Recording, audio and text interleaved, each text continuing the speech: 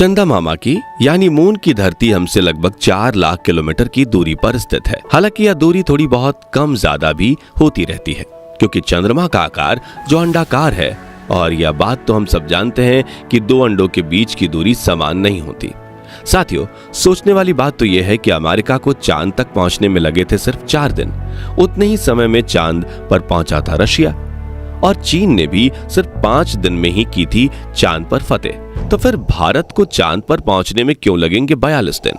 दोस्तों, 14 जुलाई 2023 के दिन चंद्रयान 3 आंध्र प्रदेश के श्रीहरिकोटा में स्थित सतीश धवन स्पेस सेंटर से चांद पर जीत पाने के सफर के लिए रवाना हो चुका है।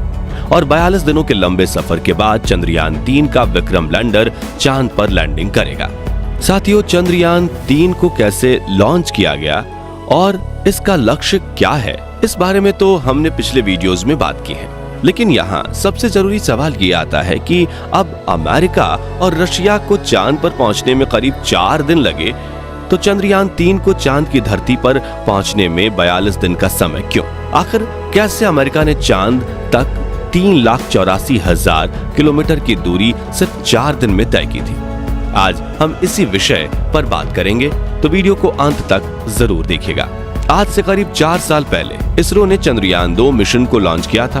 उस दौरान भी चंद्रयान 2 को चांद तक पहुंचने में करीब 48 दिनों का समय लगा था। इसरो के वैज्ञानिकों के मुताबिक चंद्रयान 3 को चांद तक पहुंचाने में करीब 42 दिन का समय लगेगा। लेकिन फिर आज से करीब 55 साल पहले अमेरिकी स्पेस एजेंसी नासा के पास ऐसी कौन सी टेक्नोलॉजी थी कि उन्होंने सिर्फ 69 घंटे और 8 मिनट में अपोलो 8 को चांद के पास पहुंचा दिया था, और वापस लौटने के साथ यह मिशन सिर्फ 6 दिन और 3 घंटे में पूर्ण हो चुका था। वहीं नासा के आखिरी मून मिशन यानी कि अपोलो 17 को चांद तक पहुंचने में सिर्फ 87 घंटे का ही समय लगा था।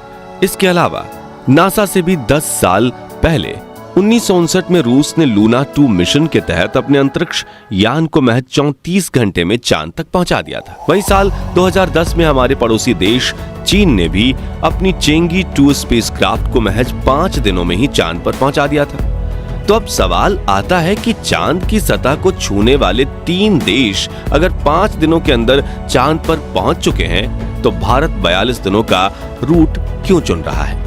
क्योंकि स्पेसक्राफ्ट अंतरिक्ष में जितने दिन रहता है, उतनी ही दिन उस पर खतरे मंडराते रहते हैं। ऐसे में मिशन को जल्दी पूरा करने से बेहतर और क्या हो सकता है? तो इस सवाल का सटीक जवाब तक पहुंचने के लिए हमें 4 फैक्टर्स पर ध्यान देना पड़ेगा, जो कि पाथ, रॉकेट, बजट और रिस्क। और यही 4 फैक्टर्स इसरो के चंद्रयान 2 और चंद्रयान 3 दोनों मिशन को इतना ज्यादा धीमा बनाते हैं। तो आइए इन 5 फैक्टर्स को एक एक करके समझते हैं। सबसे पहला है पाथ ट्रेजेक्टरी, यानी कि हम कौन सा रास्ता चुनकर चांद की तरफ जा रहे हैं। अब किसी भी जगह तेजी से पहुंचने के लिए अगर हम सीधा रास्ता लेते हैं, तो जाहिर सी बात है कि हम वहां जल्दी पहुंचेंगे। और 1959 में भी रशिया ने चांद पर जाने के लिए डायरेक्ट पाथ चुना था। वहीं नासा के अपोलो 8 मिशन ने भी चांद तक जाने के लिए मुमकिन स्ट्रेट पाथ को चुना था। मगर इसरो ने इस अंडाकार रास्ते में चलते हुए धीरे धीरे धरती से दूर जाकर चांद की कक्षा में प्रवेश करने वाला रास्ता चुना है, क्योंकि मिशन मंगल और चंद्रयान 2 के दौरान भी इस तरह का रास्ता चुना गया था। यानी कि इसरो के पास इस रास्ते से अंतरिक्ष में जाने में एक्सपर्टीज यानी कि निपुणता है, और कोई भी स्पेसक्राफ्ट अंतरिक्ष में जितने चक्कर लगाते हुए जितने ज्यादा किलोमीटर का सफर तय करेगा, उसे तय की हुई जगह तक पहुंचने में उतना ही ज्यादा समय लगेगा। अब दूसरा है रॉकेट। दोस्तों, आप ये बात तो जानते ही होंगे कि किसी भी जगह जल्दी पहुंचने के लिए सीधे रास्ते के अलावा दूसरी महत्वपूर्ण चीज है रफ्तार। आपकी रफ्तार जितनी ज्यादा होगी, आप तय की हुई जगह पर उतनी जल्दी पहुंचेंगे।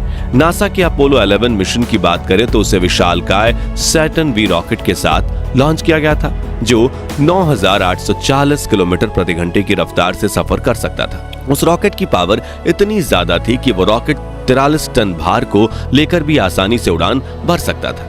लेकिन इतना बड़ा रॉकेट अपनी एक कीमत के साथ आता है। साथियों, नासा ने उस वक्त सैटर्न V रॉकेट बनाने के लिए $185 बिलियन खर्च किए थे।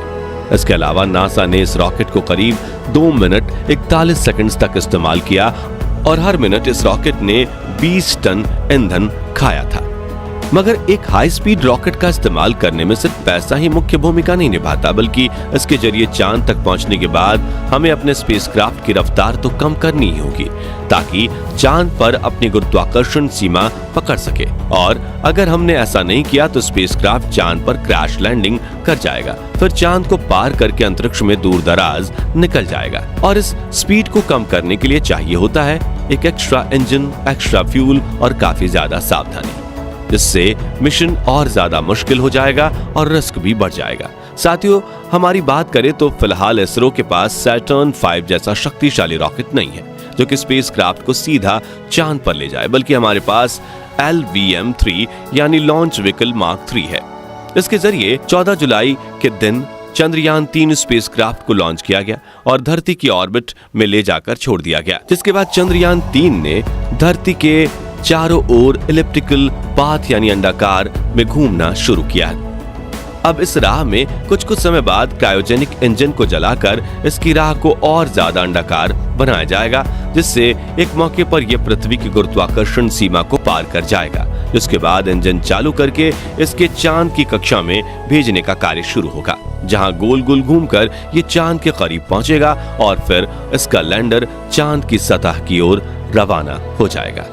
इस प्रक्रिया में भले ही दिन ज्यादा लगे, लेकिन कम शक्ति वाले रॉकेट से भी काम चल जाता है और यह रास्ता ज्यादा सुरक्षित भी प्रतीत होता है। अब तीसरे पॉइंट यानी कि बजट की बात करें तो नासा के अपोलो 11 मिशन में कुल $335 मिलियन यानी कि करीब 2900 करोड़ रुपया खर्च हुआ था, जिसमें अगर महंगाई जोड़ दी जाए तो 55 साल बाद आज के समय में इस प्रोजेक्ट की कॉस्ट $2 बिलियन के पार चली जाएगी। लेकिन चूंकि भारत मानव रहित स्पेसक्राफ्ट को चांद की सतह पर भेज रहा है, इसलिए हमने चांद के इस चंद्रयान मिशन 3 का बजट सिर्फ 600 करोड़ रुपए रखा है, क्योंकि इस बार हमें हर हाल में चांद पर सेफ लैंडिंग करनी है और यदि भविष्य में हम इंसानों को चांद पर भेजते हैं तो हम भी ज्यादा बजट और बड़े रॉकेट के साथ कम दिनों वाला रास्ता ही चुनेंगे।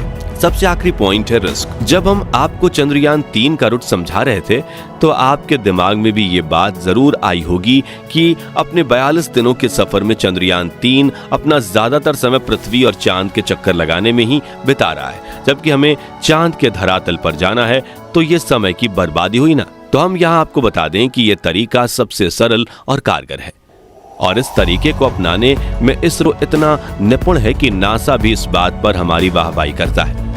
अब अगर चंद्रयान 3 का लैंडर चांद पर सफलतापूर्वक लैंड कर जाता है तो दुनिया भर में हमारी स्पेस एजेंसी इसरो की कुशलता की तारीफें होंगी और हम भी अरबों रुपए के इंटरनेशनल स्पेस प्रोजेक्ट्स लेकर नासा की तरह तगड़ा पैसा कमाएंगे।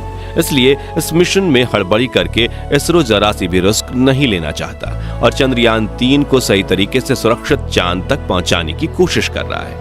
अब बात करें 70 के दशक की तो उस वक्त दुनिया के सभी देश स्पेस में जाने की रेस में लगे हुए थे, क्योंकि उस वक्त ऐसा माना जाता था कि जिसने चांद पर फतेह हासिल कर ली वो देश दुनिया का सबसे शक्तिशाली देश कहलाएगा। इसलिए अमेरिका और रशिया ने काफी रिस्क लेकर जल्द से जल्द चांद पर पहुंचने की कोशिश की थी, लेकिन अभी के दौर में रिस्क नहीं बल्कि सटीकता की जरूरत है, क्योंकि भविष्य में जब हम चांद पर जाकर इंसानों की बस्ती बनाएंगे तो हर बार सफर के दौरान अंतरिक्ष यान में बैठे इंसानों की जान के रिस्क थोड़ी ही लेंगे और जिस स्पेस एजेंसी का मिशन ज्यादा सटीक साबित होगा पूरी दुनिया उसी पर भरोसा करेगी।